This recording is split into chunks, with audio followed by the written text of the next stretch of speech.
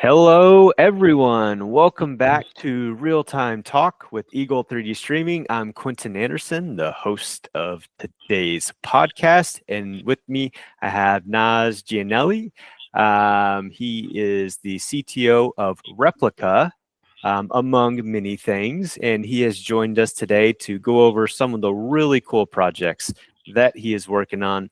Naz, how are you doing today? Fantastic. Thank you for having me. Great. Yeah, and thank you so much for taking time out of your busy schedule to be with us. First thing is we would love to just learn a little bit more about you. So if you wouldn't mind maybe walking us through kind of how you got to where you are today in your professional career and sort of what were the steps that led you there. Yeah. So I have a creative and product design background since like high school and university. Then I did the bad decision to fall in love with 3D modeling. And since then, I'm dabbling with everything 3D. Going from 3ds Max to Blender, and then Unreal Engine since it became free and widely available. So basically 10 years, maybe 11 years on Unreal Engine. Doing a lot of architectural visualization for the most part. And then over the last 3 years, I will say, I became more and more. I moved more on the technical side, starting with simple scripting at first, and then pipeline for 3D pipelines, and then expanding on even some coding and more and more on that. Yeah. So, and I really like, I always love the combination of really technical sides combined with creative and visual things. So I think that over time I built my own sweet spot, I believe. Absolutely, because it's two sort of different skill sets, the capacity and capability to design something, and then also to look at it from a technical perspective, be that scripting, working in Unreal Engine as a developer or an engineer. It's two very, very unique skill sets that you've created. And so it would be interesting to know maybe a little bit more, because I know that you worked on a museum project. It would be interesting to learn a little bit more maybe about that project and how you brought together these different types of skill sets in some of your work. Yeah, last year we had the opportunity to partner with a museum in Genova, in Italy.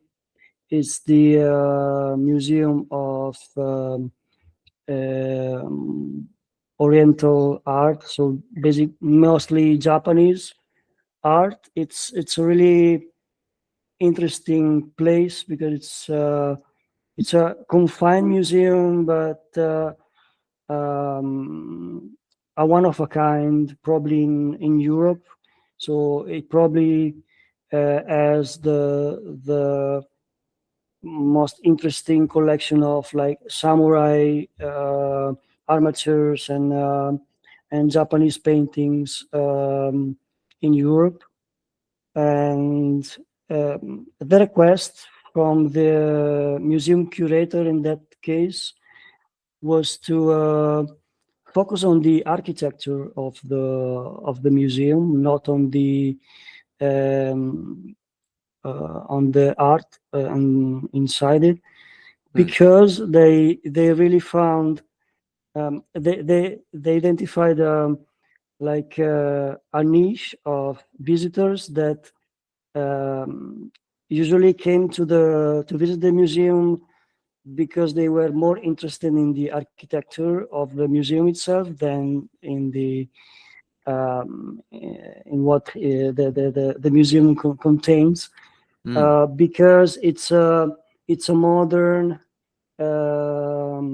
like 1970s building from a quite renowned architect, Italian architect of that period. And so what we did, and let me share um, Yeah. And something. and while you're bringing that up, so that's sort of interesting. So the museum piece was the museum itself. It almost sounds like the actual, as you said, the architecture was in and of itself something to be showcased in the museum. Yeah. Yeah, so as you can probably see here, it's basically empty. It's a bit weird, but the focus was really into the architectural structure itself, that has some Mm. really nice things to it, with these three levels that are like not on par on one side and the other, and some like modern take on Japanese architecture, like this that space down there with the stones, and the elevated part with the wood, like the entrance of the traditional Japanese house. Oh, cool. Um, and yeah, the materials also used in the museum were um, really interesting, and then we use some AI voiceover also for the different hotspots that were telling like the story of the architect of the project and the building itself. And this is currently available and running on Eagle. So you can come here to museums.replica.space and just try it out and have a walk into the Museo Chiossone of Genova. Um, and we had other experiences in the past in the same field with a Danish-based company. In this case, we did with them a lot of different um, scenarios, always in Unreal Engine, for different European countries. So going from underwater to desert to like modern architecture. Each country had its own creative director, so the ideas were really diverse. And yeah, we always doubled with pixel streaming from the start, and we always thought that pixel streaming was a really interesting solution for uh, like destroying some kind of hardware limitations that the end client usually has. So it was the opportunity, it's always been the opportunity to keep the visual quality, the experience, and interactive quality of like a true gaming PC, but freeing the end user from the need of having that expensive hardware, yeah, Hmm. on its side. And why was it important for the museum clients to have a high fidelity experience? Why would a WebGL or maybe something else not be sufficient? What was important for them that could only be achieved by doing something high fidelity using Unreal? It's the immersion. It's probably the first word that comes to mind, Mm. and the fidelity. Also, of course, the lighting does a lot, the shading quality, but mostly the lighting is probably the bigger differentiator from nowadays from a WebGL counterpart. And and a pixel stream actual Unreal Engine build, because PBR materials nowadays are probably fully transferable to like a GLTF format, but the lighting quality in WebGL, it's something that always like restrained us, or in we always looked for alternatives, and pixel streaming usually it's the best one for accessibility and visual quality. Hmm. And what was the challenge with just was it not feasible to share the Unreal Engine executable with, or I'm assuming the end users were the museum goers, people who would like to visit the museum? Uh, it's usually not ideal to share the executable on in these cases, because the end user is mostly not a gamer, doesn't have the hardware, doesn't even know how to navigate usually on a 3D space like a first person game. And also on that side, we developed over the time like a standard, a set of controls that make the navigation really easy. Hmm. Um, so it's everything, for example, in this experience can be done with just the mouse and just double tapping for to move, and looking around like you do on Google Maps, for example. So Perfect. we really simplified the controls, retaining the fidelity and the quality of the experience. Of course, if you plug in like an Xbox controller, you can move with that, but by default, it makes it everything easy to grasp, even for someone that is not a gamer, and works well also on mobile, that it's basically touch only. So that's also a concern.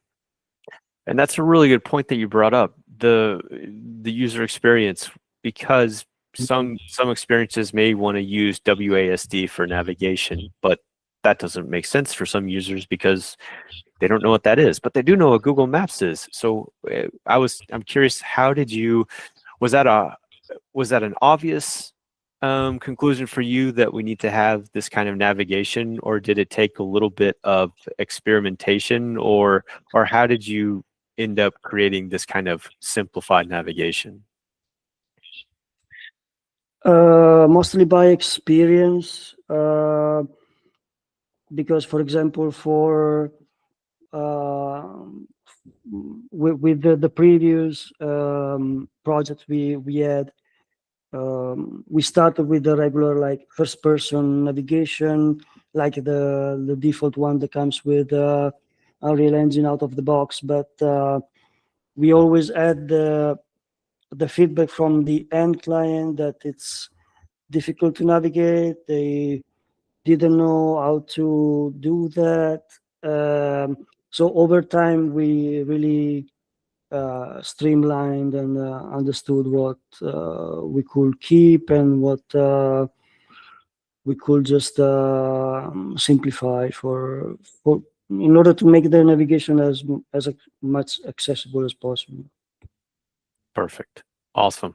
And I mean, it's a really amazing experience. And also, just to brag about you for a little bit, you also have one of the highest viewed videos related to pixel streaming on YouTube.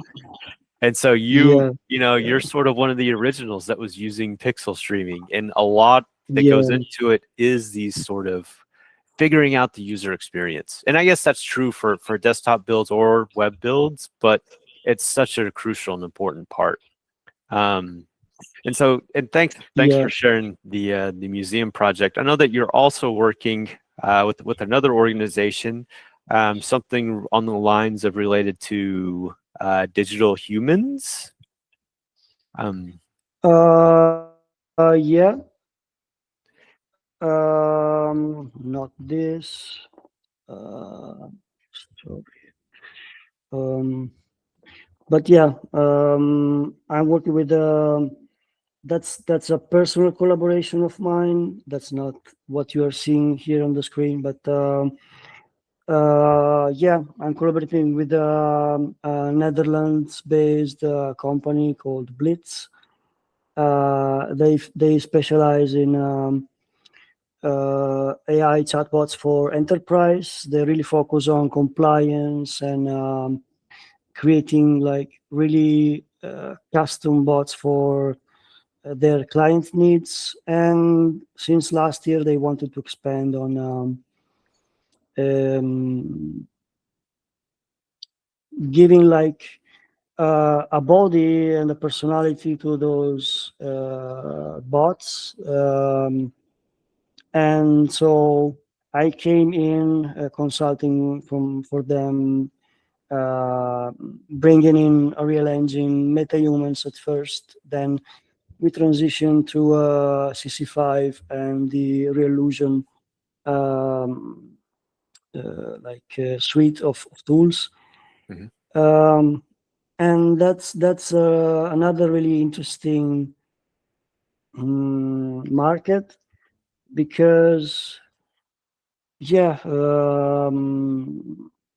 it's not just like cutting costs on customer support, but it's like giving and keeping that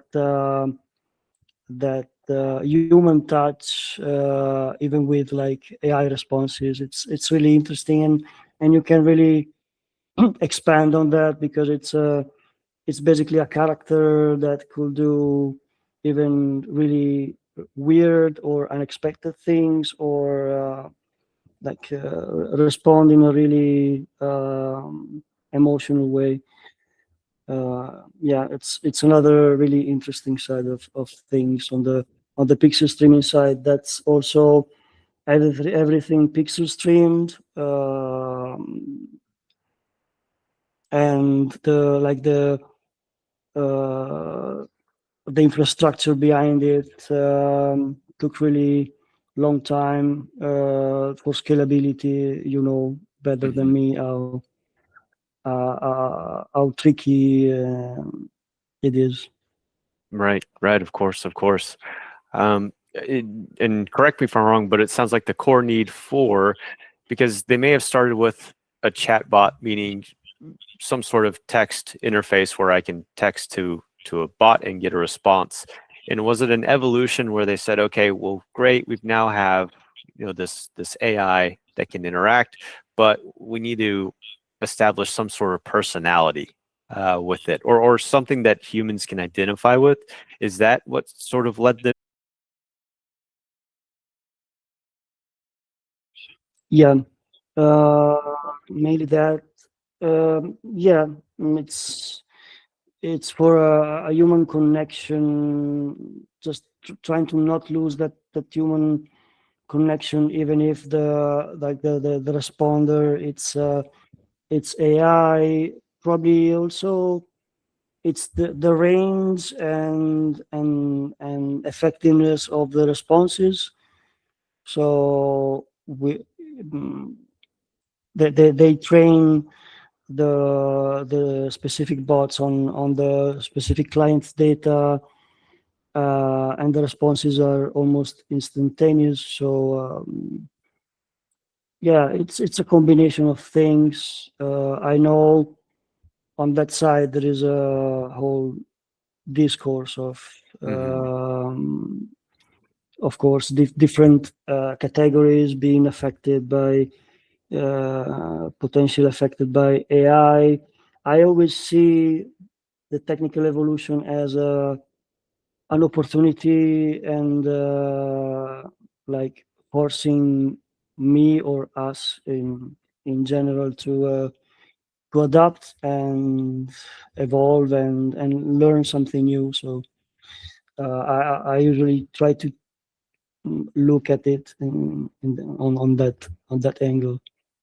Oh, absolutely. And it's so funny because the sentiment with AI, it sort of changes. Sometimes it's positive, sometimes it's scary. But but I agree with you. It's more about just looking at the technology and seeing what its real potential and use is.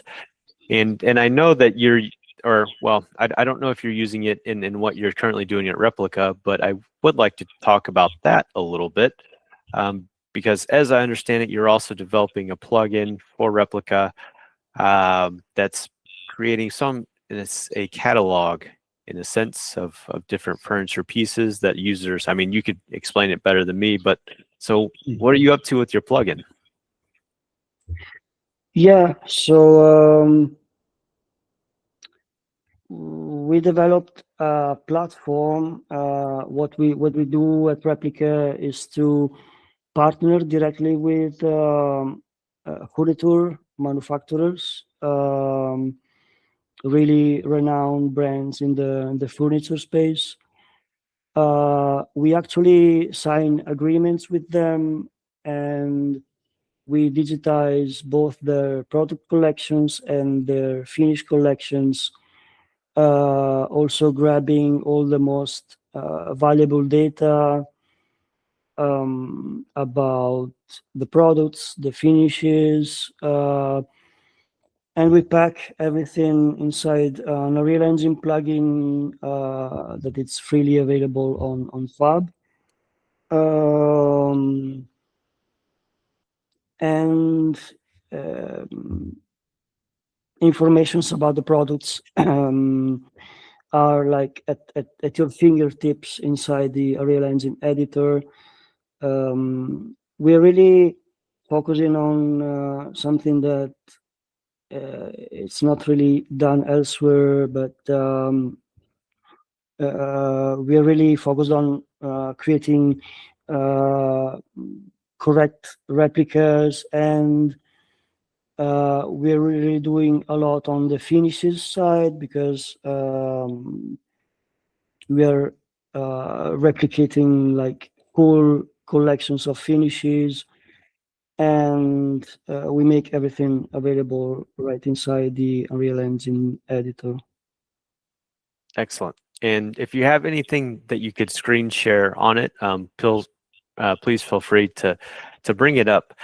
But so essentially we go to Fab, we grab the plugin, we install it, and then is this primarily targeted towards interior designers, architectural visualization companies, or who would really benefit from this plugin, and what would they use it for?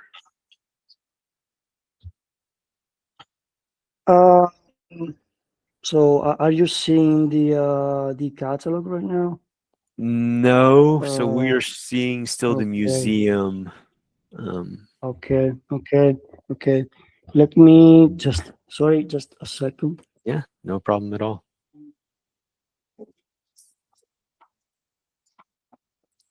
And so while he's coming back, just to give a little bit more context to what he's created. So essentially, the plugins used, and Naz will explain it better.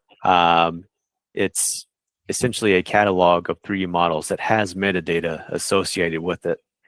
And he'll also probably mention the reasons why the metadata is cool, but these are not just like turbo squid models that aren't actual real pieces of furniture. These are a digital replica of an actual physical asset, and there's a lot of benefit to doing this, especially if you're an interior designer, for example, because then at some point, whoever you're doing the design for is going to say, "Oh, I love this," and you don't want to be like, "Well, that's great, it doesn't exist." But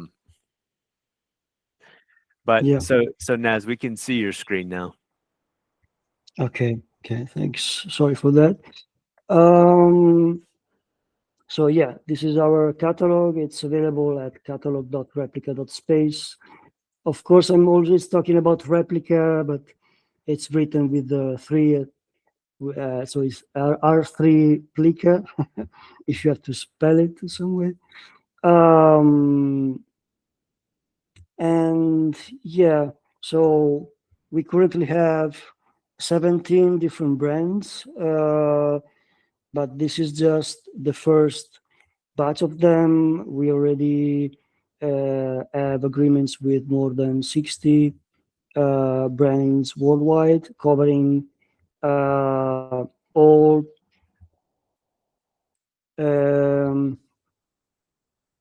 areas of the interiors and exteriors, and basically, yeah, you can have. We collect all the data for all the most meaningful data for its product, and also different variants of the same product. So you can find, for example, in this case, the measurement that really fits your project, and then you can quickly have a look at the spec sheet.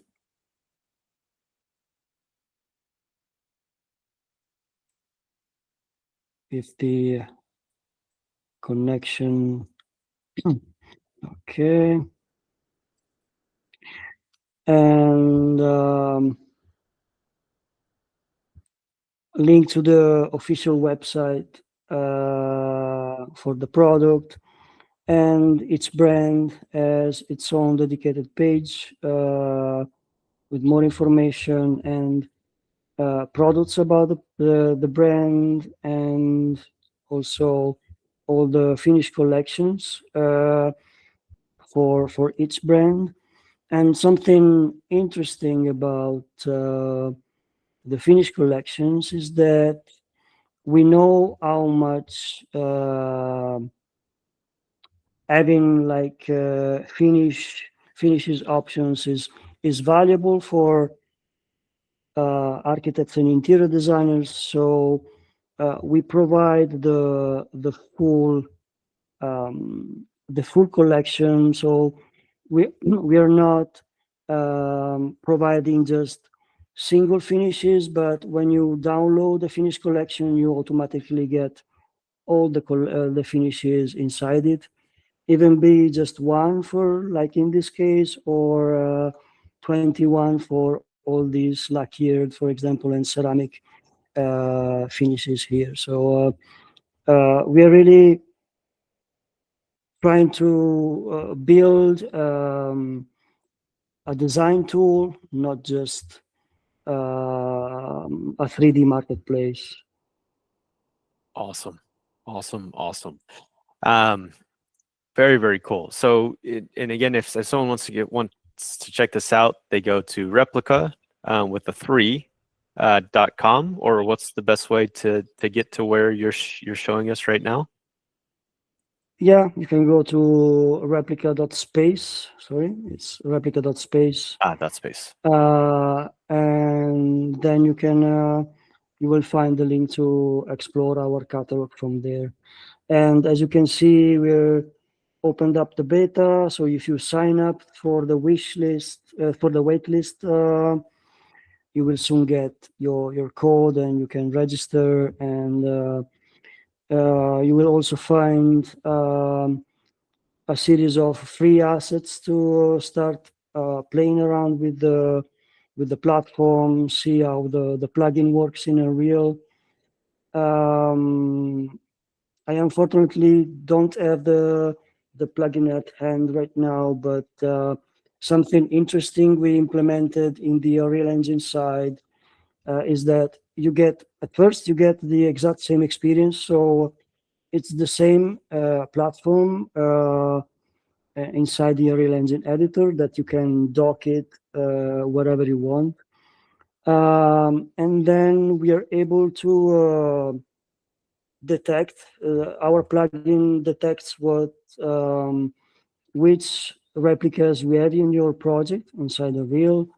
And you can quickly, with a simple shortcut, recover information right from our platform about the finished collections or the products that you have in the scene.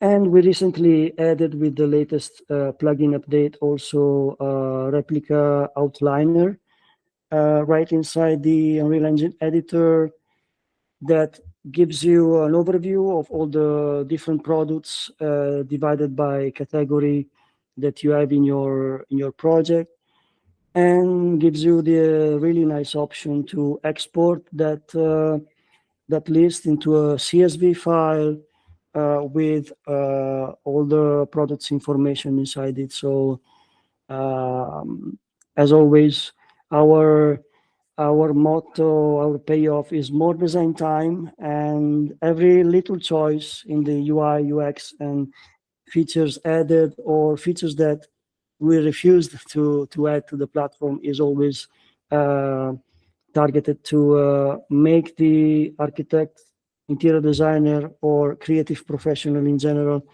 work faster, even better, and more informed. And at the same time, you can be sure that the measurements, the naming, and the finishes applied have a real counterpart, and that only that alone opens up would open up a huge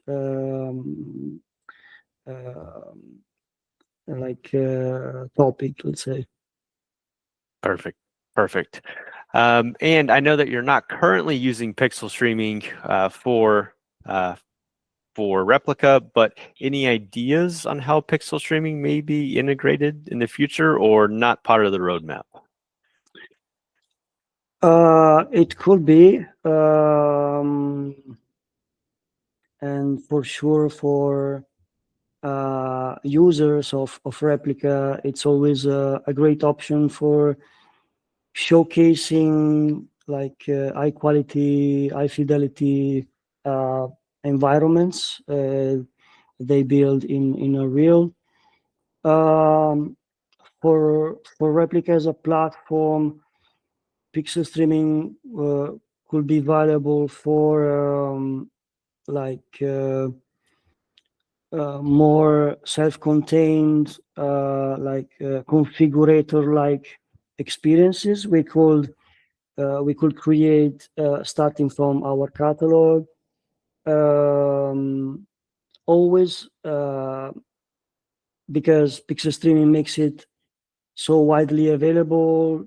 Basically, you can put like an interactive experience right inside a regular web page, and everybody with every kind of artwork can basically, if they can load the web page, they can play the experience. So that's always a really nice let's say barrier breaker to have on your side. Cool. Great. Well, I mean, we're already at the half hour. The time goes by super, super fast. Yeah. Thank you, Naz, so much for joining us today. Is there anything else that you'd like to share with the audience? Maybe how to get in touch with you if anyone has any questions before we sign off for today? Yeah, so for everybody interested in what I do or what Replica does, feel free to ping me on LinkedIn. I think my name is weird enough to be found easily online. And yeah, make sure to check our website on at replica.space, R3PLICA.space, and sign up for the waitlist if you want to try out our plugin, grab it from Fab, and hopefully you will create something nice. Feel free to share what you create with our catalog. Great. Well, thank you again, Naz, for joining, and thank you all for tuning in today. This has been Real Time Talk. I'm Quintin Anderson, and we will see you on the next show. Thanks, everyone. Thanks, Naz. See you guys Bye. later. Thank you.